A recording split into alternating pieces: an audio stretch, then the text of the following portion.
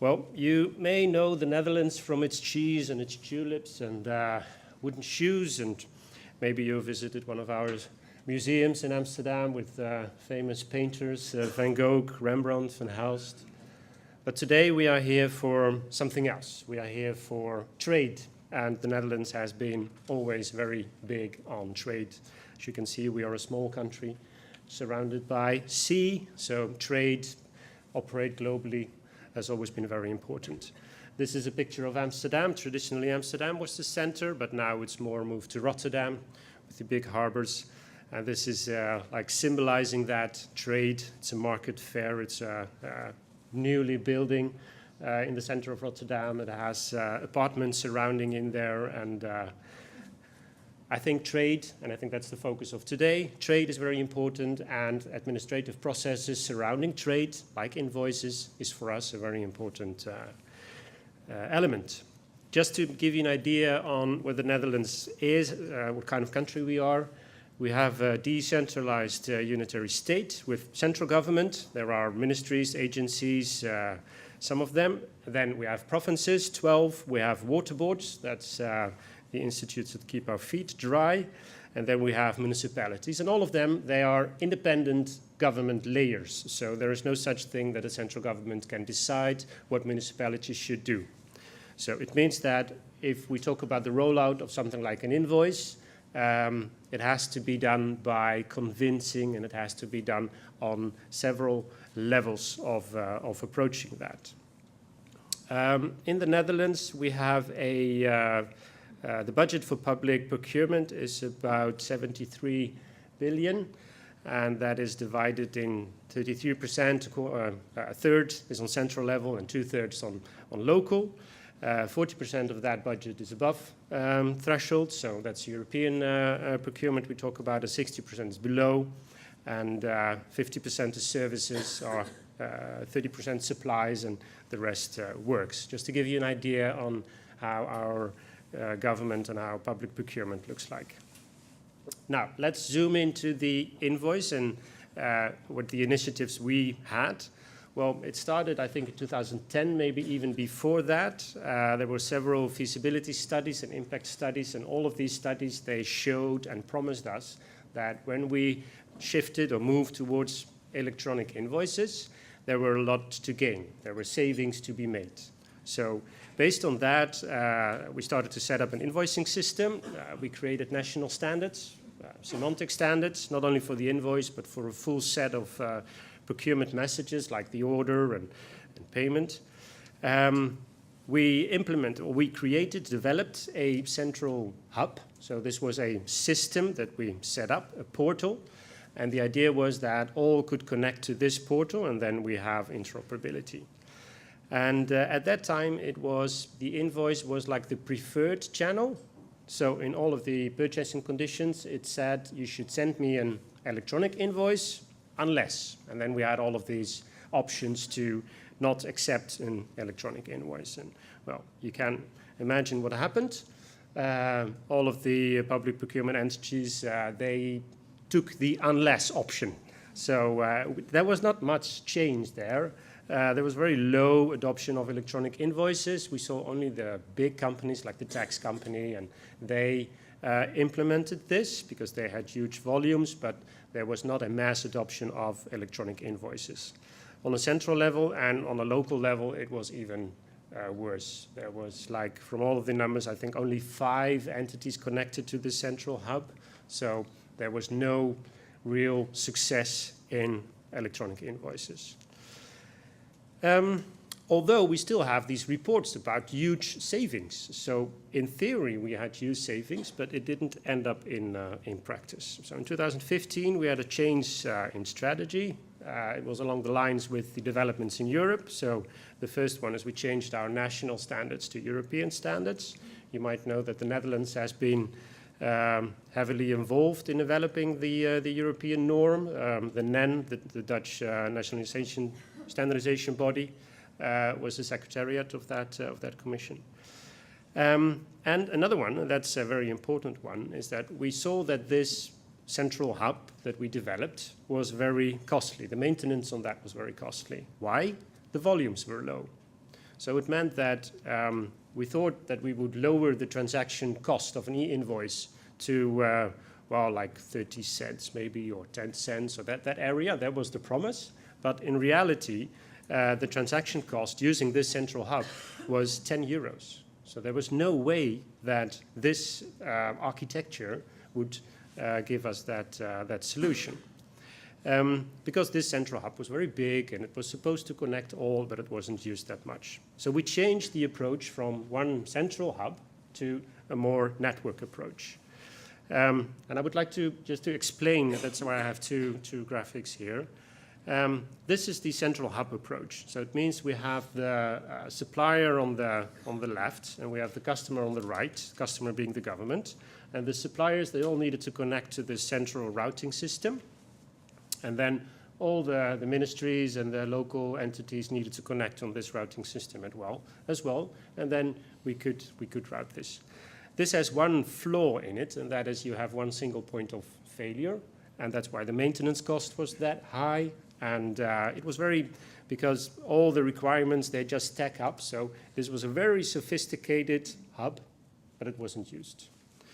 So that was the change in the architecture, that instead of this hub in the middle, we adopted a network approach, and that is the PEPL solution. In the Netherlands, we call this simpler invoicing. That is the PEPL authority here. So instead of one hub, you have all of these small access points. And it means that you, as a customer, you have choices, and as a supplier, you have choices on how to connect. This is a way of distributing the cost, because it is the customer that pays for the access point. This is a way of distributing the services. There's not only one portal in the middle. And the governance, of course, you need governance on this. The governance is only on standards. It's only on documentation. It's not on the IT anymore. So this is far less costly in maintenance sense. This was the approach we took when we roll out the rest of the invoice. There was another change. The unless part in the purchasing conditions was skipped, so it became mandatory to do electronic invoicing. So this is for the sending part, it became mandatory to send electronic invoices. Declan already mentioned that. In 2017, that became mandatory for central government. And on a local level, we adopted the different architecture, and that's where my unit came in. In 2016, we were appointed to help to facilitate the local government with the rollout of invoices. Just a little bit on how we did that. Very important element there was the CEF project in 2017. It helped us to connect service providers to the network. So CEF was like a steering project for us to connect all the service providers to the network. So that solved our e-invoice solution problem, because after that we had dozens of e-invoices solutions available. And on the local municipality side, we did a lot of awareness, we did campaigns, we did meetings like this where we brought them all together and we informed them about their obligation. And another thing that we started to do in 2018 is that we monitor the implementation. I will share with you later. Okay, so now we are in 2018, and this is the result of our journey. So how have we embedded e-invoicing? The regulation was, European regulation was finished, so we transposed that into national regulation. It was for us as is. It means it's exactly the same as the European directive. It's mandatory to receive and process for all Dutch contracting authorities, and we choose one deadline. So for us, this year, April 18 is the important deadline. So no extension for local or subcentral contracting authorities. And along with that, what it meant in practice, for the central government, it became mandatory to ask e-invoices, so mandatory to send them e-invoices. We created a national CIS, so NLCIS. It's very close to the PEPL CIS, so that's the user specifications. That is mandatory to use. And we now have a network, simpler invoicing, with 40+ service providers connected to it. So there is lots of choice for all contracting authorities to fulfill their obligation. Okay, just to share with you some figures to give you an idea on where we are now in the Netherlands. This is a graph from the central government. And as I told you, the central government was connected to the central hub, so they had the capability of receiving and processing back in 2015. So what you see here is the number of invoices that is now being sent to the central government on a yearly basis. And I think the takeaway here is that it is rising, and we're almost at 1 million invoices now each year. Now for the municipalities, and I would like to share with you municipalities, provinces, and water boards where they are. This is a different graph. This is not the number of invoices, this is the capability. Because we are now connecting municipalities, so we do not have number of invoices yet, but this is just to tell you, are they ready? Can they receive and process electronic invoices?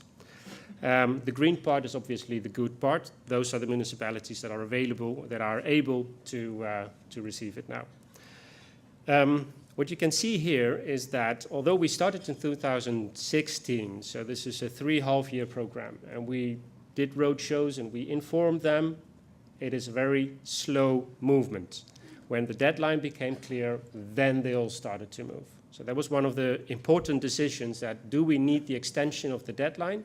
For Subcentral, we decided no, it probably wouldn't make any difference because the deadline does move people to implement the invoice. This is the figure of February. I have an update now. I think we are now about 50%, and based on information that we have, is that we will end up April at a roughly 80–85% of municipalities that are ready for receiving the invoice. So this is just the numbers. I like we have a map of the Netherlands with all the municipalities there, and this is this is updated every month. And we see that this is very useful information. This starts as people want to know where they are. So they start looking on this map, and we have 3 red dots there. That's not a good sign. So we hope that there will be like a little storm in that municipality, and then they will, in 2 months' time, turn green. So this is a very, very helpful. All right, provinces. Now about 50%, but there are only 12 provinces, and I think 11 of them will be ready. So also about 85%. And for the water boards, they are, I think, the most professionalized organizations in terms of businesses. They are just up there. So that explains the figures here, about 70%, and I think they will have 100% ready April this year. Okay, so that's where we are now. We are, I think, almost there in terms of we are able to send, to receive and to process the invoice. So obligation in the directives met, but I wouldn't say that we can call this yet a success. If you look back at the beginning of my slide, in 2015, we were in the same situation almost. We had the facilities there. Technically, it was possible, but we didn't use it. So the challenge now is we need to start sending invoices. That is the whole challenge that's now ahead of us.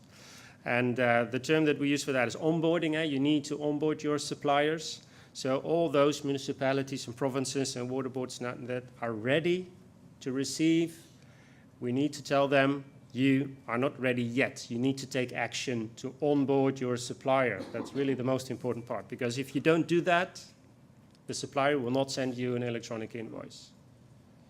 It is an active change. It's not a thing that happened in itself. What we also saw is that those that connected to the PEPL network were more willing to do onboarding, because they saw the invoice as part of a broader set of messages. And we have those that implemented an email solution. That's possible as well. And those didn't do the onboarding. So they saw the email just as another channel, but they didn't really take that change. Well, again, we have a CEF project running. This one was actually inspired on a CEF project that you guys did here, I think last year or maybe the year before that. Also supplying onboarders or onboarding suppliers. And this project, we have 3 subcontractors that do onboarding on their daily, that's their skill. So they onboard for us about 1,500 suppliers on the Peppol network. And the whole idea of the network is once you are onboarded, you can send to all the receivers. So it's a one-time effort, and the outcome is good for all of them. The senders directory, just a little bit on that.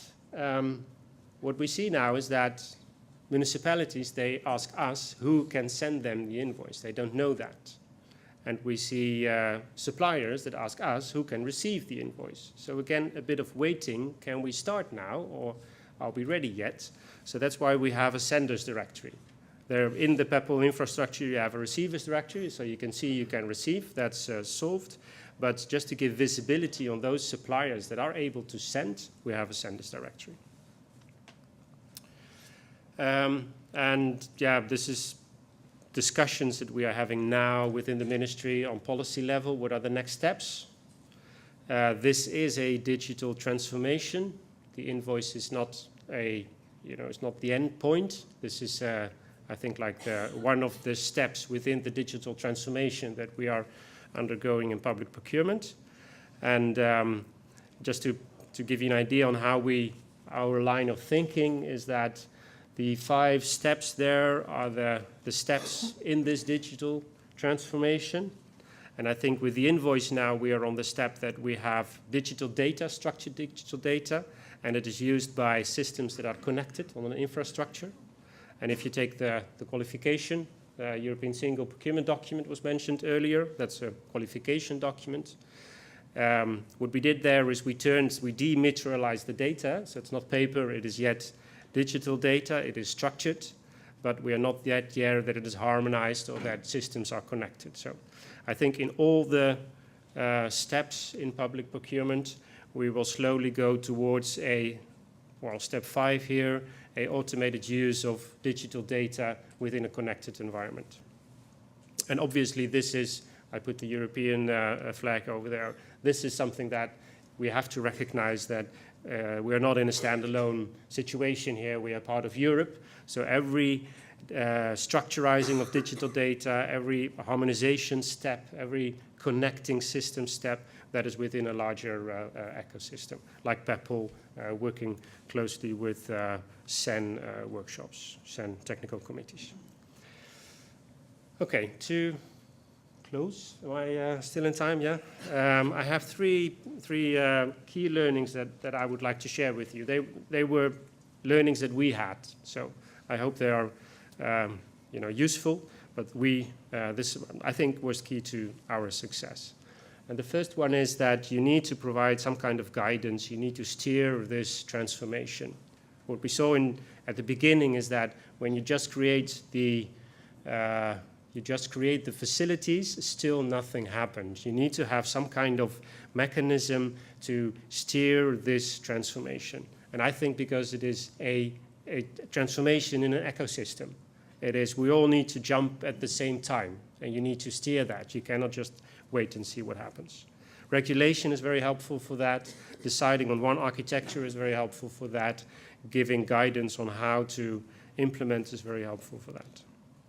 Okay, the second one is CEF. Use CEF funding. That was, to explain this, is that in my project, on a local level, we had municipalities telling us the market's not ready, there is no solutions available. They didn't create demand either, because they were like in a waiting situation for let the service provider solve this and let them come with the solution. When you ask the service providers, okay, come up with solutions, they were telling us, yeah, we don't know which direction we are going, and we have no demand. We don't see any municipality coming to us with a demand. So that was like waiting. And this, I think it took like 5 years. Nothing happened there. And obviously there are other ways of solving this as well. But that's where we have huge benefit of the CEF funding there, because we could create a consortia. We had a bit of money available, funding available, and we could develop all these e-invoicing solutions without demand being there yet. So when the solutions were ready, then the whole thing started to roll. And CEF is also giving you guidance, or it's more like a framework where you have to go. For example, CEF said use the e-delivery building block. You have to implement the new norm. So there was also like a steering mechanism. And then the last one, when we changed from this central hub architecture in the middle to a more scalable solution, a network solution, that's when mass adoption was available. Because it's scalable, you're not dependable on one entity. It is service-oriented. If you're not happy with how you are being treated by this access point, you can just move to another one. And it's affordable, because the costs are directly between the customer and the access point. So there is no big thing in the middle that some ministry has to pay for. So that was I think, for us, the way to connect all the local authorities. Okay, thank you very much for your attention. I will be around today, so if you have any questions, please ask me.